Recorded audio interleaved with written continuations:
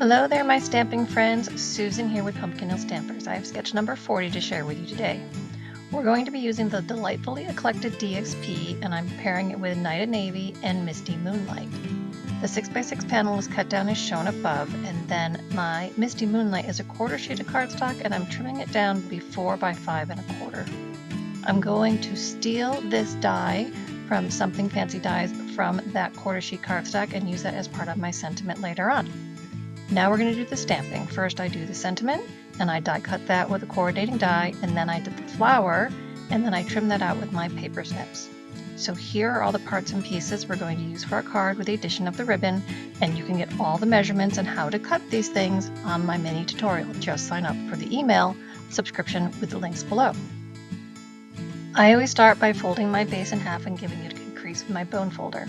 Then we're going to add our DSP panels.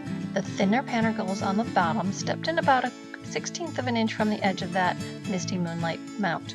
Then the larger panel is going to be married up to it along the top.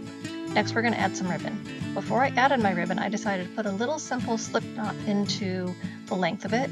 Then I place it over the top of the card, flip that whole thing over, and I use my dimensional edges to adhere that down. Now I use additional dimensionals to adhere to the back of the panel and flip it over to add it to the front of our card base. Next we're going to marry up our sentiments with our coordinating dies. First I adhered them with liquid adhesive, and then I used dimensionals to add them to the card. Next I added the flower. First I put a dimensional behind the bloom and then a little adhesive along the stem and tuck that in behind the ribbon. So here's the final project. Remember to give me a thumbs up or drop me a comment. You can also subscribe to my newsletter or subscribe here to the YouTube channel.